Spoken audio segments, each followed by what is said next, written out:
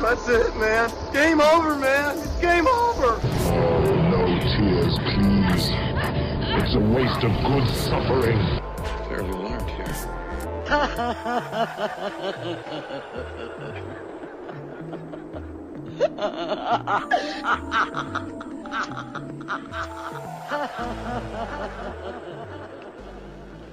Welcome to MOTN Reads. This is Masters of the Nerdiverse Reads, where we take a look at some of the hottest graphics novels, comic books, and other forms of literary nerd media, and we give you our 2 cents. We go over the book itself, and we discuss what we like and don't like about the content. I'm, of course, your host, Mike G., and with me for this episode, you may know him if you're a follower of the channel. You may have heard his voice once or twice. The cosmic entity himself, the NWA No Hose Bar champion of the world, Winter Trash Monk the Thizzard. What's up, everybody? It is Trash Monk here. Trash Monk the Third. Trash Monk, aye, Trash Monk, aye. And I woke up like 30 minutes ago, but I am born ready for this. We are groggy boys today. The Grog Squad. The Grog Squad. That's a wrestling tag team champions duo, if I've ever heard one. Or they're dressed up as medieval knights. I was thinking they're wearing like those giant comedic, nightgowns with the little hats, and they have giant pillows, and they hit you with pillows too. Yeah, they walk out all sleepy, and their music is Enter Sandman. Or has that already been done? I'm sure. No, it has to be Mr. Sandman. Mr. Sandman, give me a treat. Mr. Sandman would be there. There's a wrestler named Mr. Sandman, right? There's the Sandman. Okay, that works. You're going to be our wrestling aficionado for this MOTN Reads, because you know more than I. I know a little bit, but I'm not a master of the wrestling nerdiverse. Ooh, yeah. Oh, yeah, brother. I don't know what's going to happen. We're going to shake hands and do the superpowers. So let's talk about this book presented to us by SBI Press. We are going to be reviewing today Invasion from Planet Wrestletopia. This fancy lad here, this beast from the East, this Texas tornado of a book, A Date with Destiny. Man, this book kind of took me by surprise. I want to say this one. I thought it was going to go one way, and then it kind of flipped it. It flipped it on us. Yeah, so I'm always a fan of comics that are not in the like stereotypical comic genres, for instance. You know what I'm saying? Yeah. That they're not, although there might be people wearing capes in this or like wearing outfits, it's not superheroes, it's wrestlers. And then flipping that around, like toying with the idea of like, what if there's wrestlers that are real? You know? Or there's like so many like layers to this of going like different style. There's different styles of wrestling shown in this comic book, which I think they were very intentional in doing, showing the luchadors. And then so you like what we've talked about before, you said that there's a lot of context about like stables, Japanese stables. Yeah, it's really cool. Like kind of like the time machine this book is. Just to say who is written by, this is written by Ed, the Carnage artist, Cannell, and the masculine Matt Inton, with art by Dan the Body Skade. They pulled together this Frankenstein's monster of wrestling love. And you can feel the wrestling love all through this book, because they really go back to kind of the early 70s of wrestling, all the way to modern wrestling, and kind of alluding to certain real life, quote unquote, wrestlers out there, sports entertainers now. Isn't that funny how that flips? Yeah. You know what I mean? So you ready to dive into this book, man? Let's do it. okay, we actually open up with a Bible verse. How do you feel about that? Yeah, I totally missed that. Ephesians 6:12-14, man. Yeah. Real talk. For we wrestle not against the flesh and blood, but against the principalities, against powers, against spiritual wickedness in high places. Stand firm then, with the belt of truth buckled around your waist. I think that's very funny. Isn't it kind of awesome that the Ephesians already had wrestling matches going on back then, dude? With championship belts ready to go, dude. If that is the proper context of the verse, then yes. That is the proper. That's what I take away from it, is that they were wrestling with the principalities, back in the day, and they had ladder matches. Was there ladders back then? They were ye old ladders. See, realness. So Ancient Astronaut series suggests ancient astronauts. That's awesome. So this book opens with kind of what reminded me of an X-Men character called Mojo, a Mojo-esque viewer of the galaxy, kind of someone who's been charged to search the universe for potential wrestlers, because apparently wrestling is intergalactic. Yes. Like, the concept of wrestling is not just an Earth fixation. It's something that is honored across the universe, the nerdiverse, as it were. So we have a Mojo-esque viewer looking upon Earth back in 1999. A good year. A lot of good stuff came out that year. And one of our main characters, who's yet to be named, actually kind of declares that he is not the world heavyweight champion, but the intergalactic heavyweight champion. And he sends a call out to all planets. And it's just a boast. That's just him doing a shoot, as it were.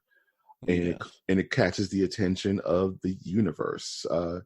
Let's break this story down kind of by its major beats. And that is the introduction to Rory Landell, who is our main character. You know what I mean? Yeah, and he encompasses. I feel that there's several different wrestlers that make up his character. The hair makes me think of 80s wrestling, of course. Mm-hmm. The way he talks reminds me of Macho Man Randy Savage. Mm-hmm.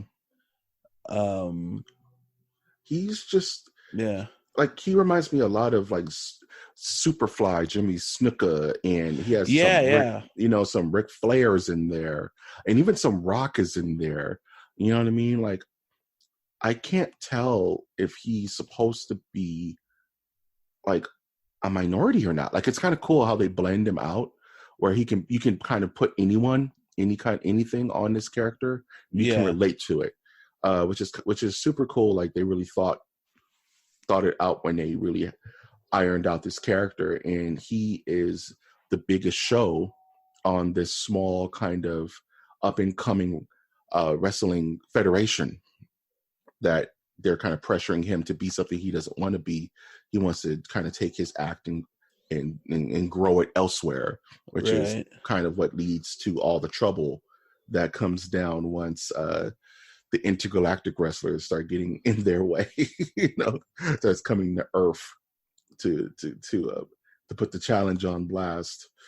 What did you kind of think of the opening of this book, of this series, rather?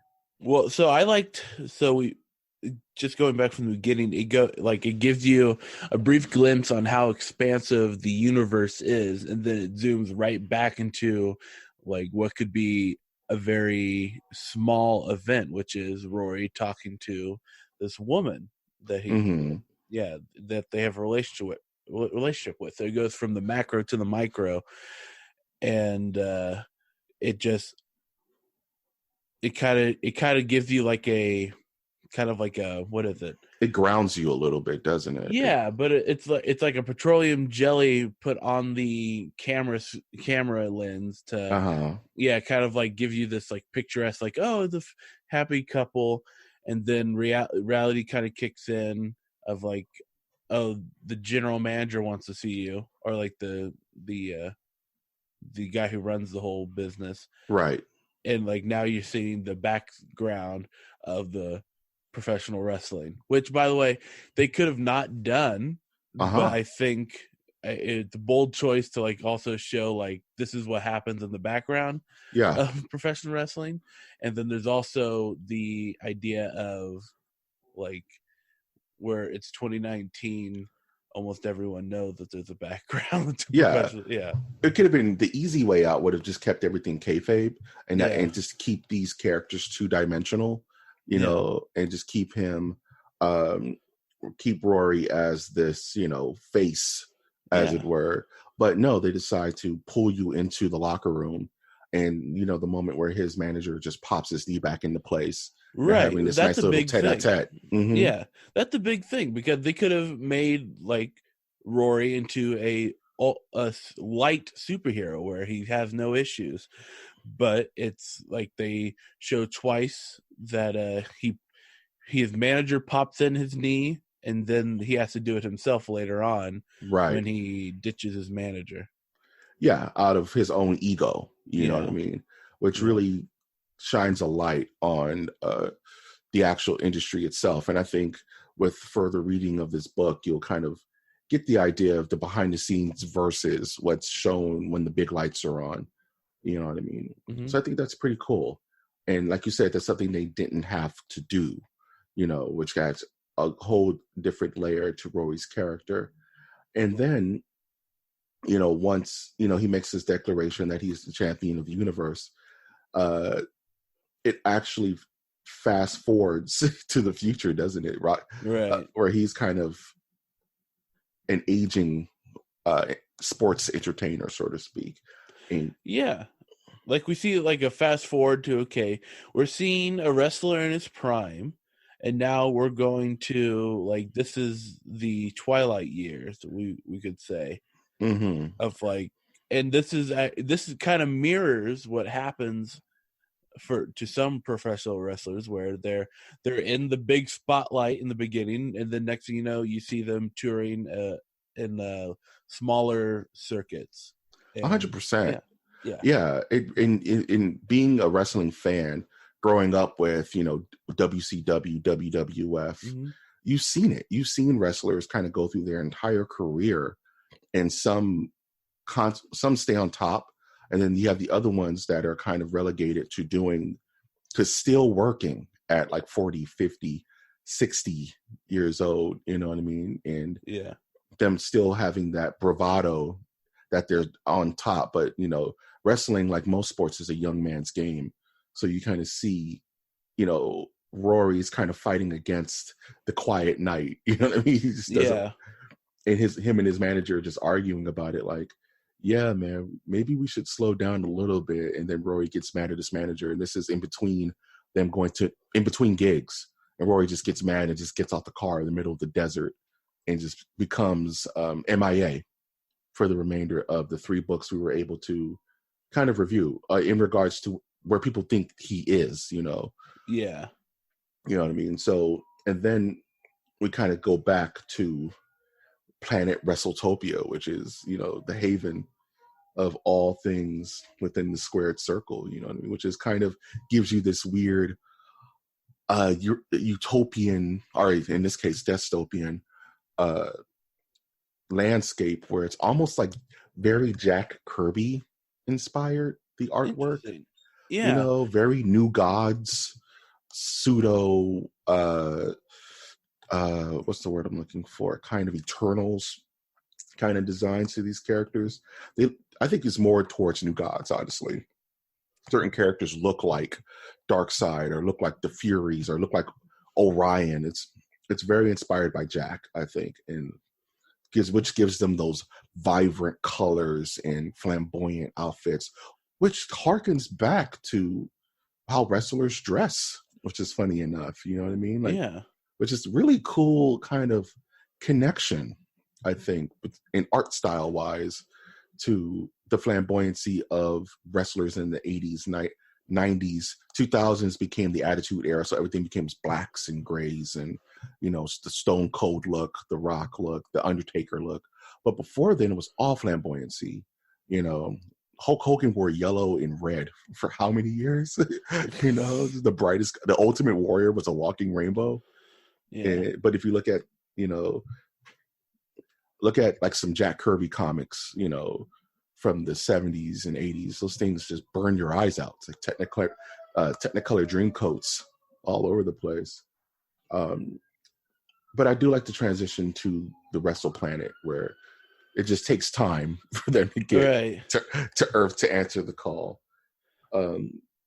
Yeah, that was pretty interesting. So, yeah, we still don't know much about the planet itself. We just know about the people. Mm-hmm. Yeah. And them coming to Earth. So it would be interesting to see what their planet looks like. Like, is it like a shaped into a wrestling ring, or do they just have a bunch of little wrestling rings around the planet, or has he removed them all? They give a glimpse of planet Wrestletopia, and it just looks like a giant sun. Like, no one can live on that. It's just like it's a sun. It's a chained sun. I might have missed the sun. It's like it's one panel. Actually, yeah. It's really quick.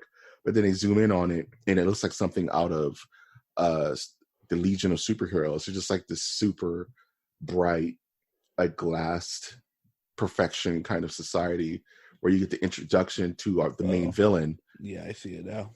Yeah, you get the introduction to Manifest Destiny, who is the perfect. We mentioned it earlier. He just reminds me of like M. Bison. That's like this perfect dictator / hammy ultra villain. You know what I mean? Like he's the but his intensity villain. Again reminds me of the Ultimate Warrior a little bit. Yeah, even in his look, he kind of reminds me of the Ultimate Warrior. Once again, he's masked. Well, we know in the equivalent of a mask back in the day, which is face paint. You know what I mean? Like Sting.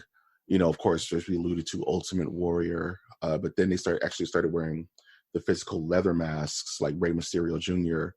and Kane. But back in the day, it was more painted. But Manifest Destiny has a metal mask, like he's MF Doom or something. You know, and I just really dig that character because he's just so extreme.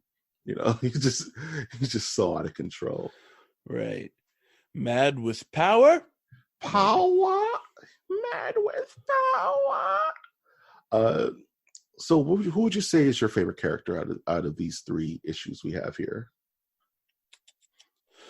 Well, I like the bear. Yeah.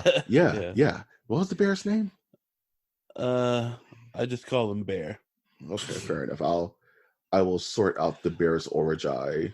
Yeah, I'm looking. There was in one of the issues they did like a Mortal Kombat style, like tell you a little bit of the characters. Yeah, which I thought was kind of cool. Which blended the generations because you had like a John Cena like character. You know what I mean? Which, by the way, we can't there's added stuff to the back to like fake promotions and stuff like that, which I thought was interesting to include. Fourth wall breaking. You know what I mean? Which is really cool. Like metafiction. The metafiction, dog. You know what I'm saying? Yeah, I just think that for these 3 books, it really paints a picture of a world gone mad with wrestling. Kodak Diesel. How can we forget, man? Kodiak Jack, man. Kodak's the picture company now. Remember Kodak? Do they still do stuff? I'm sure Rite Aid's bottom or something. Kinko's. Geez, man. Yeah, but let's talk about the actual invasion, right? Yeah. Where they come to Earth looking for Rock and Roll Rory, and they pretty much just put a giant like steel cage around Earth. Dog, it's really cool how they conceptualize wrestle culture on an intergalactic scale. You know what I mean? Right. And him looking for Rory just throws the entire earth in turmoil, man. You know, just wrestling all over the globe. You know, just they pan to different cities and you just see infinite wrestling going on. They open with the news anchor on Good Morning Sunshine is what they call it, and Manifest Destiny just hits him with a steel chair. It's so dumb. And he drops a wicked promo in Times Square, dude. It's dumb. My favorite scene probably in the books we read is the scene of wrestlers like doing belly to back suplexes on the White House lawn, and you just see like Secret Service agents scream, "Protect the president." That's so awesome. And bullets can't stop them because bullets aren't part of kayfabe. I mean, my favorite part was again the beginning scenes with Kodiak Black and Cousin Orville because I can imagine there's been several pro wrestlers who have been in that scenario where it might not have been a real bear, but it's like a loose cannon type person. Like just play around with him. He's a little stiff. He's a little stiff, you know. They try to suplex him, and the guy goes, "You're trying to fight me? Ah! You're trying to fight me?" And then it just gets real, and then they have to turn the cameras off. You know, because bears are like honey badgers. You just don't know what to do. What's to do with them? They're not made for any form of society. And I like Lil Nacho as well. Lil Nacho is super cool. Yeah, he kind of reminds me of like Nightcrawler. He's like this real elusive luchador who then goes into his backstory, and that's where it goes into the lucha wrestling in Mexico, and he has his it's like idol who is like the saint of wrestling. It's super cool, you know. And it just in these 3 issues they tackle a lot of like wrestling history and like you said, backstage representation that just, if you're a wrestling fan on any level, it just hooks you real easily. You know what I mean? Yeah. I think that's super neat, like how they come across that. And then, as you were mentioning in the beginning of the episode, there's also other factions that are not part of Manifest Destiny who kind of, in the 3rd issue, introduce themselves and say, no, we're looking for Rory too, because if we beat him, then we'll be the master, and we could actually take over to be the intergalactic champions. So it just all starts to spiral out of control, you know.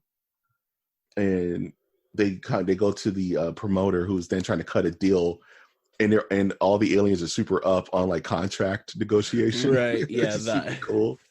Yeah, that's why. I mean, this is definitely a comic book. A comic, like there's kind of like what's the word? It's like a parody of sorts, I think. Oh yeah. And then there's sections where it's like dry humor, maybe. I don't know, but there is this definitely comedy element, comedy action. Boom, that's what I'm looking for. Yeah, it's definitely a love letter. Action comedy. Yeah, action comedy. It's definitely a love letter, and it doesn't take itself seriously at all. Which a book like this, if you wrote it dry, would be the worst. You know what I mean? It would just, with wrestling, there's a level of theatrics to it.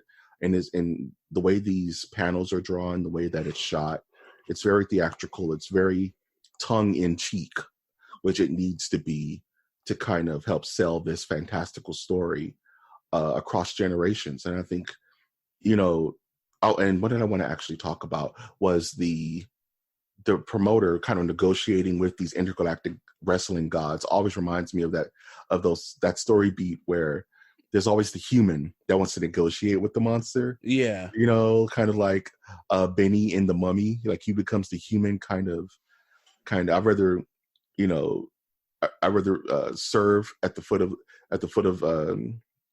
I'd rather serve in, you know, at the foot of the devil than having to fry in hell or something like, you know what I mean? Like, there's always that guy who's like, I can negotiate with these things, and it never turns out well for that guy. Like, I foresee horrible things for that promoter. You know what I mean? Because it just never works out.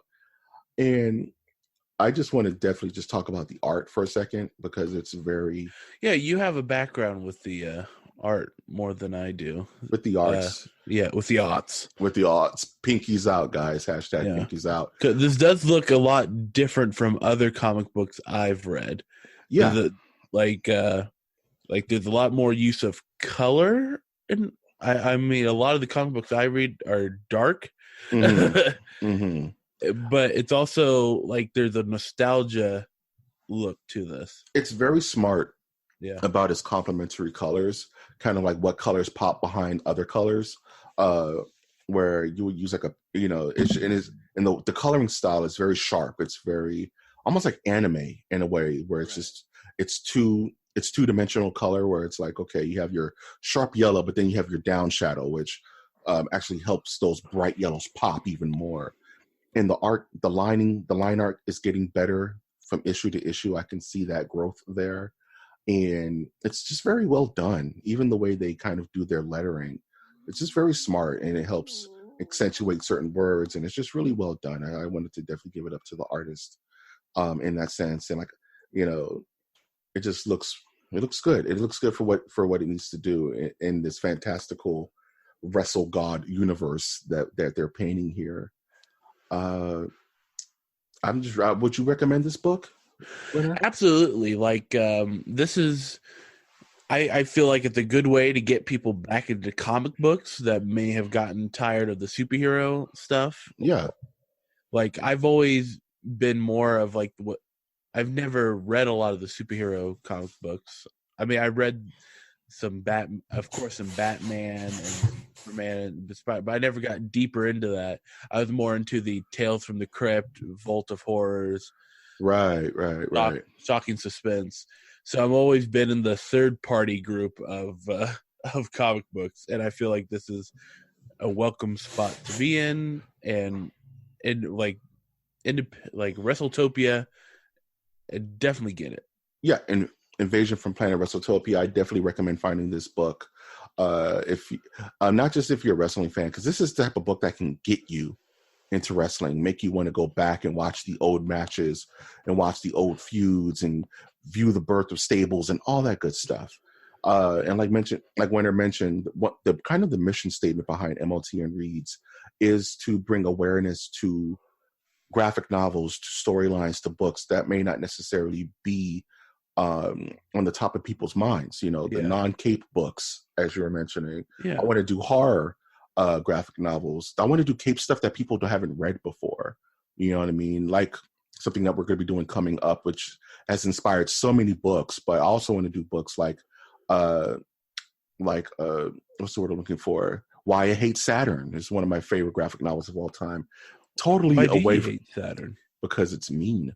It's one of my favorite graphic novels of all time, and it's like a Seinfeld episode. You know, that book. Yeah. And there's just a ton of good graphic novels out there that run the gamut. You know. Yeah, and can I say that this? I mean, I feel if we can expand like what this comic book is supposed, like if we can play with it a little bit, I think this could be a great like telling of WWE and how it interacts with all the other wrestling promotions in the world. Okay? Well, that's a story all into itself. Those guys don't like to play nice. Well, the WWE is the manifest destiny. 100%. 100%. While everyone else is like Rory makes his own belt. Yeah. And it kind of like talks about the idea like how can there be like 50 different world champions? Yeah. Like sort of thing. And then there's like WWE's trying to come in and go like, no, this is our champion, galactic champion. And then you might even have NWA, wherever it is right now, Billy Corgan. Yeah. Going like, no, I'm the world champion. It's really cool. Like I love that you made that analogy. It's like AEW, like being on Earth saying, well, AEW is cool, so let's not talk. Well, that's why they're Rory. AEW's the Rory in this situation. And they're like, no, we're making our own belt. Rule, we're the best. And then WWE from their intergalactic planet swoops down and says, no, I will challenge you. But then you also have New Japan Wrestling coming out the side saying, no, we're the champions. And then you have Backyard Wrestling coming out of nowhere. So it's like, who is the true? We don't believe in champions. We believe in renegades. So it's a good analogy to kind of what current wrestling atmosphere is. And it's just everyone's trying to be, as Ric Flair would quote, to be the man, you have to beat the man, and you have to beat Manifest Destiny, because he is the current intergalactically known champion. Right. And if you want to beat WWE, if you want to be better than them, you have to beat them. And how do you do that? You make your own belt and start some fire over in the corner and let them come to you, and then you squash them with weapon. Oh man, from 0 stars to 5 stars, what would you rate this book, Winner? 5 stars. Yeah. And I do that rarely, folks. Yeah. So this is a comic book series that I like. Once they release more, I'm going to be buying. Yeah, man. I'm going to keep my eye out for this. I got to say it is a 5-star. I'll give it a 5-star.